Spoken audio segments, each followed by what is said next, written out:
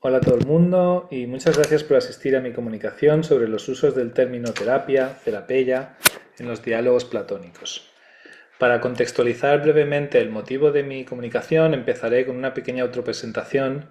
que considero que ayudará a los asistentes a entender de dónde viene y a dónde va, que es la pregunta que Sócrates le hace a Fedro en la primera línea del diálogo homónimo. Mi nombre es Adolfo Llopis y soy estudiante de doctorado en la Universidad de Huelva con un proyecto de tesis que versa sobre los conceptos de eros, amor y nous, inteligencia, en Platón. Está enmarcada en el programa de Lenguas y Culturas, línea de investigación en teoría y prácticas de los discursos, bajo la dirección del profesor Juan Diego González Sanz, profesor titular de Enfermería en la Universidad de Huelva, y Antonio Lastra, que es presidente de la Torre del Virrey, Instituto de Estudios Culturales Avanzados. También participo en el proyecto de investigación FILTER, acrónimo de Filosofía Terapéutica, liderado por el profesor González Sanz, y formo parte del grupo de investigación en Filosofía Terapéutica dirigido por el profesor Chris Skobronsky de la Universidad de Opole, en el que nos centramos en la investigación del enfoque terapéutico que puede tener el pragmatismo estoico. Espero que con esta pequeña foto se entienda en qué sentido es importante para mí poder hablar de Platón y al mismo tiempo hacer una aportación al campo de la filosofía terapéutica, pues este sería el modesto objetivo que me propongo en esta comunicación. Mi acercamiento al concepto de filosofía terapéutica no está guiado por la consideración de una práctica, como la que se realiza en consultas de asesoramiento filosófico o en algunas modalidades del coaching, pero tampoco por un enfoque exclusivamente teórico o de comprensión, sino que aspira a la intervención en la realidad, en concreto, y es uno de nuestros objetivos con el proyecto Filter, a generar propuestas de intervención en el ámbito educativo de la educación secundaria y el bachillerato.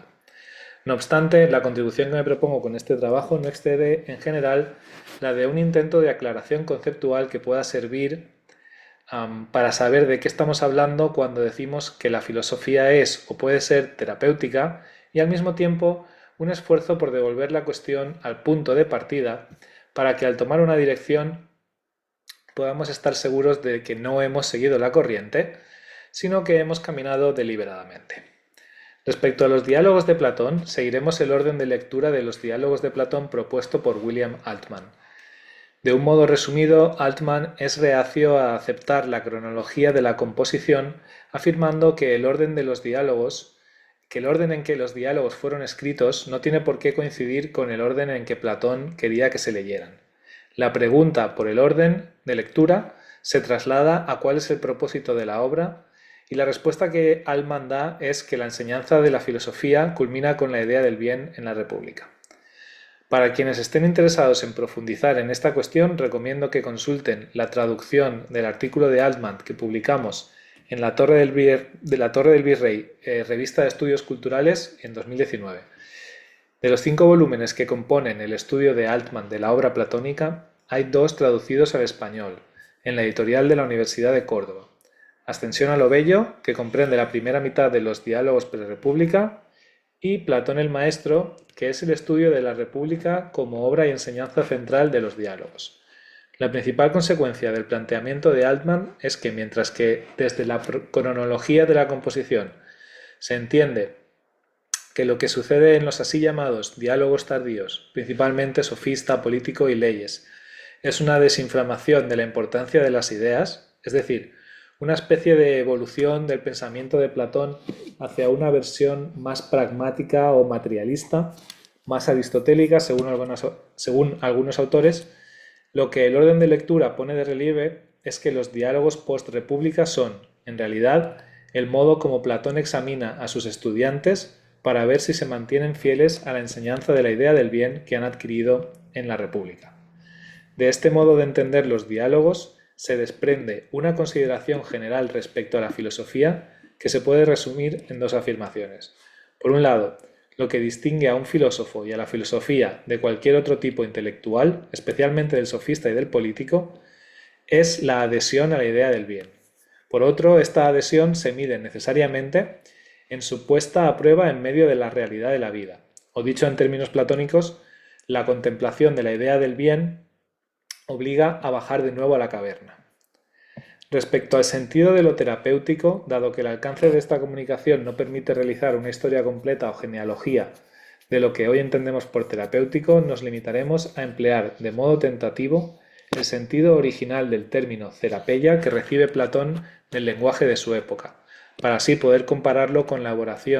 elaboración que se hace en los diálogos de este término y con lo que actualmente entendemos más o menos que significa el término terapia.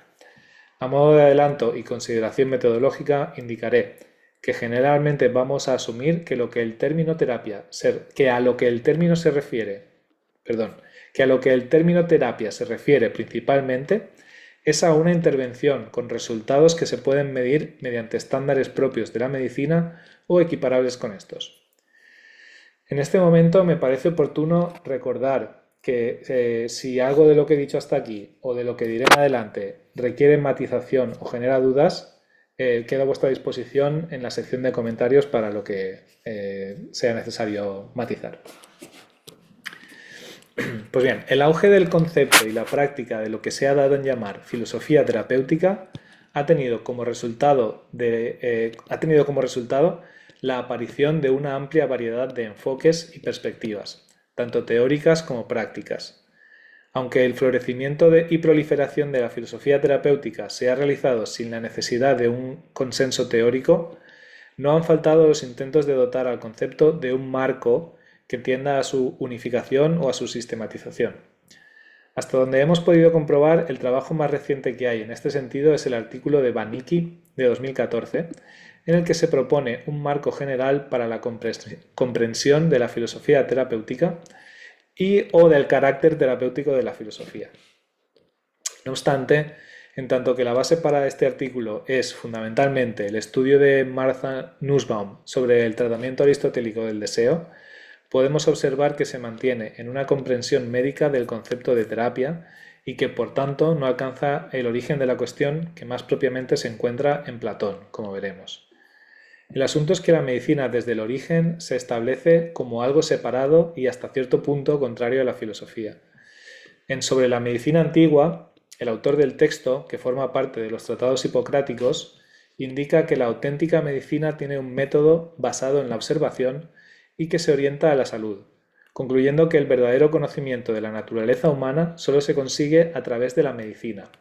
y que ésta se separa de la filosofía, que es más bien parte de la literatura. El objetivo de la medicina, según este autor, es descubrir, por medio de la observación, aquello que restaura la salud en cada caso. Obviamente, el concepto actual de medicina es considerablemente más amplio, pero se podría argumentar que el concepto de salud no es sustancialmente diferente. Sin entrar en precisiones, para la medicina, la salud es el estado basal del ser humano y la enfermedad es aquello cuya causa hay que descubrir y en última instancia tratar para restaurar la salud. La relación de la filosofía con la medicina es, pues, esencialmente problemática. Aún más si tenemos en cuenta que la relación de la ciudad con la medicina es de automática aceptación, como es natural, mientras que con la filosofía su natural inclinación es de rechazo. El problema, no obstante, no es que la filosofía no acepte o valore la práctica de la medicina o que ponga en cuestión el estatus de su conocimiento. El dilema reside nada más que en la aspiración al auténtico conocimiento de la naturaleza humana. No podemos ahondar en esta cuestión, pero sí caracterizar el núcleo de la disputa. De un modo simplificado podemos afirmar que mientras que para la medicina, como hemos señalado, la salud es el estado normal del ser humano, para la filosofía no está tan claro. Para ilustrar esta situación, el trabajo más exhaustivo que hemos podido consultar es el ya clásico volumen de Robert Cushman. En Therapeia, la concepción de la filosofía de Platón, y aquí traduzco el título del inglés original, aunque no hay una versión castellana del libro, Cushman afirma que la filosofía, según Platón,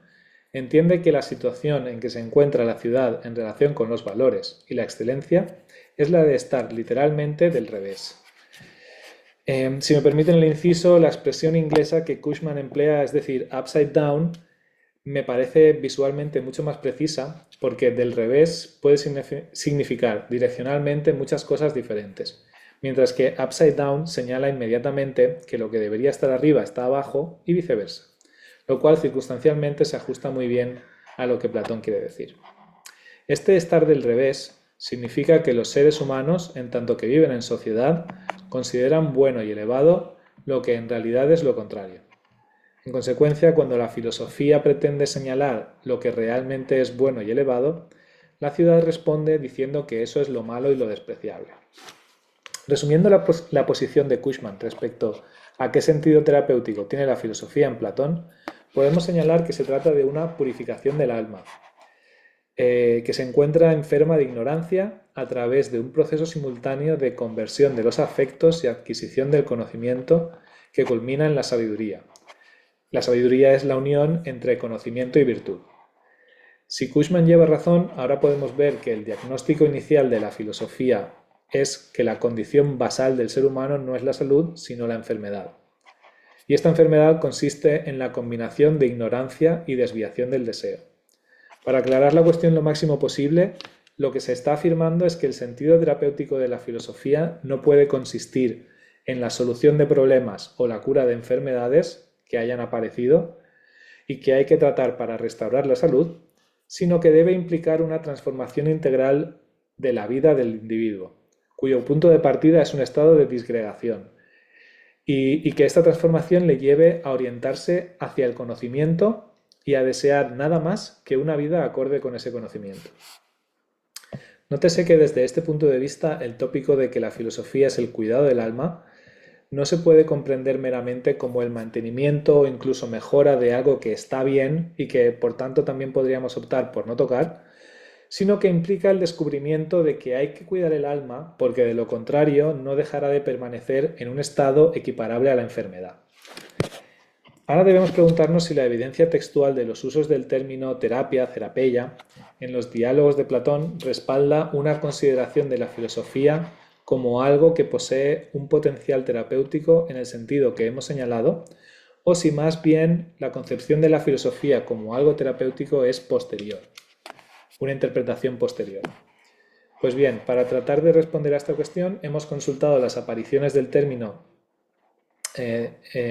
therapeia, hemos consultado las apariciones del término therapeia en los diálogos de Platón y hemos tratado de reconstruir la historia que nos cuentan. Hay que indicar que si buscamos el término therapeia en el LSJ o cualquier otro léxico del griego clásico, la primera acepción que se nos ofrece es la de servicio, ministerio, atención, incluyendo en sus diversos sentidos el de la cría de ganado o animales de caza, como el caballo o el perro, e incluso el de la confección textil o la agricultura. Solo en un sentido secundario, derivado de su acepción como cuidado, en el sentido de atención y mantenimiento, incluye una acepción relacionada con la cura de los enfermos. Lo interesante del asunto, no obstante, es que esta acepción es empleada en diversas ocasiones por Tucídides, lo cual nos permite afirmar que Platón conoce esta acepción de la palabra y cuando la usa, como veremos, no está acuñando este sentido que ya circula, sino que lo toma como base para sus elaboraciones, como sucede habitualmente con el vocabulario que emplea.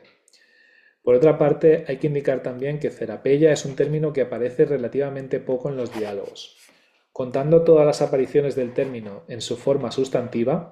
no se alcanzan las 50 iteraciones en los 35 diálogos más las cartas que Altman considera como auténticos. Añadiendo la forma verbal therapeuo, tenemos apenas 90 y pocas apariciones más. Para poner en perspectiva estos números, podemos considerar las casi 1200 apariciones del término psique, alma, casi 1500 de polis, ciudad, o las más de 2000 veces que aparece el término kalos, bello. Incluso los términos para médico, iatros, y medicina, iatriqué, suman más de 200 apariciones. Teniendo esto en cuenta, podríamos sentirnos tentados de concluir apresuradamente que therapeia no es un término significativo de la filosofía platónica. Sin embargo, un poco de atención a lo que sucede en los textos puede matizar esta consideración. Según el orden de lectura de Altman, el primer diálogo es Protágoras, y en las dos apariciones del término en este diálogo se dice que el aprendizaje de la therapeia, que es el cuidado y la cura de los pacientes,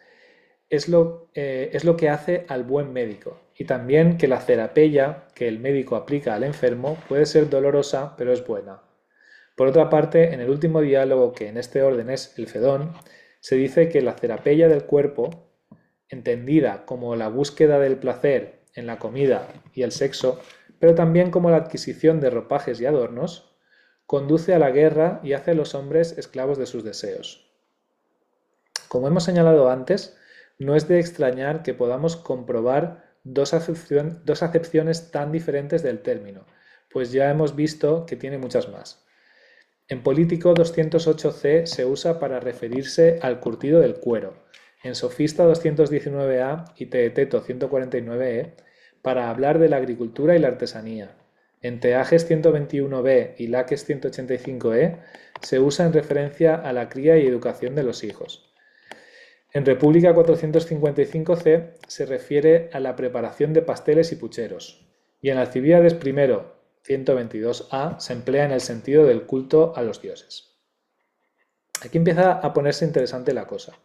El uso del término cerapeia en referencia al culto a los dioses es, con diferencia, el que más ocasiones acumula, apareciendo en Alcibíades I, como decíamos, pero también en República, Fedro, Leyes, Epinomis y Fedón, pasando por un extenso tratamiento del asunto en Eutifrón, en el que Sócrates le pregunta al personaje homónimo qué tipo de cerapeia es el culto a los dioses, pues no puede tratarse de algo que les proporcione ningún beneficio. Tras alcanzar la característica aporía, Eutifrón se retira sin responder a la pregunta, pero nosotros, los lectores, nos vemos interpelados a tratar de responderla con la idea del bien en mente, puesto que se trata de un diálogo post-república. No obstante, para plantear este problema, habríamos de atender a dos tratamientos previos del término, uno en Gorgias y otro en República.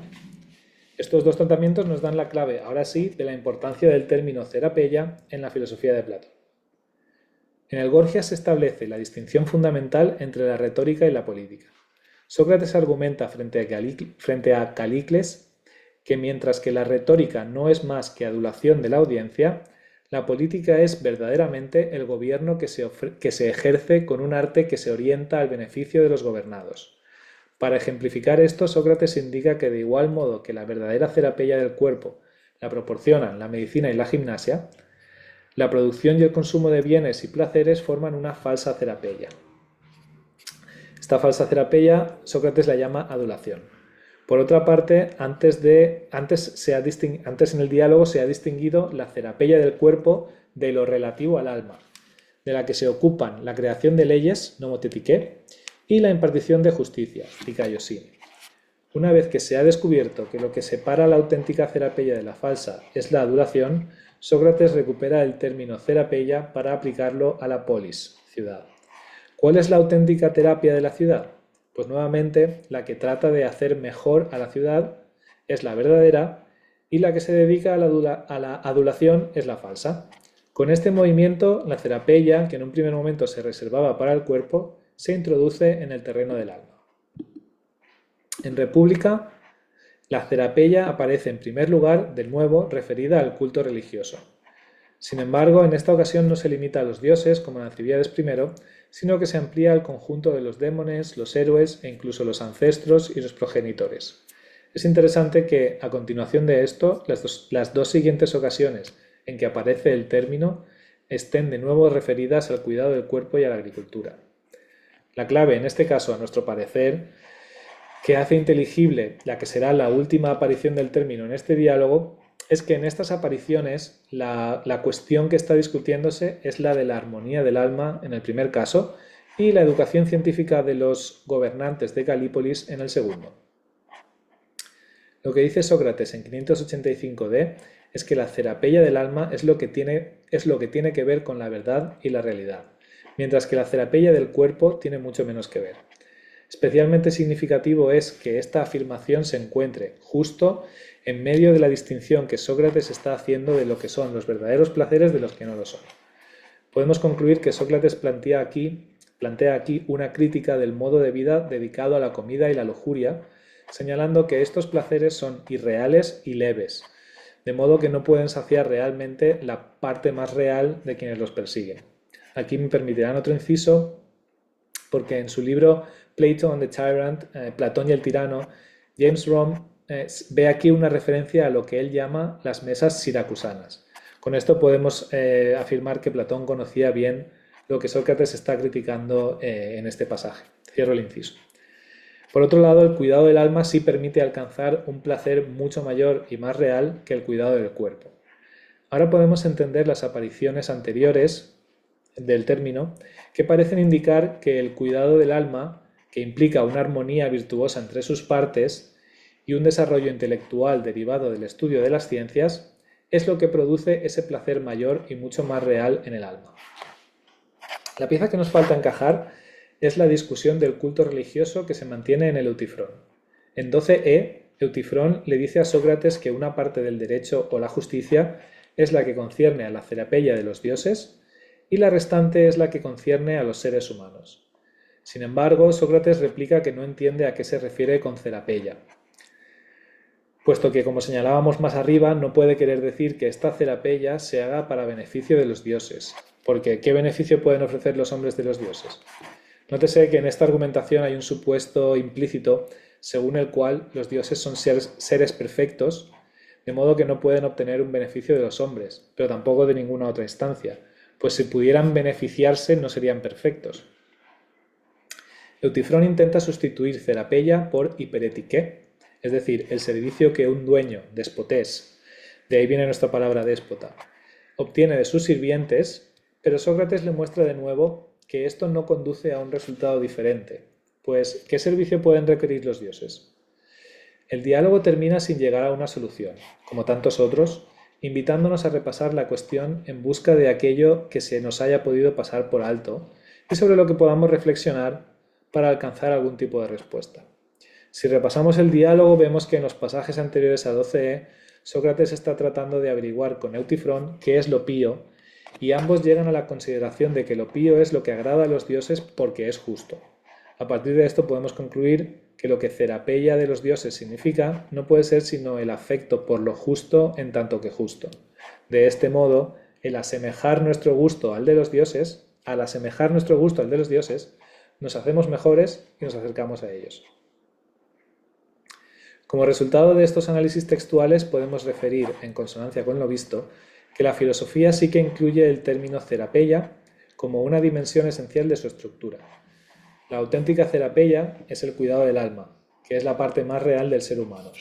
Además, este cuidado del alma consiste fundamentalmente en una transformación afectiva y valorativa que permita ordenar el deseo hacia lo mejor, que es lo opuesto a lo que comúnmente se considera mejor. Por último, la cerapeia filosófica es necesariamente política porque la política forma parte de lo propio del alma, como se ha visto en el tratamiento del Gorgias.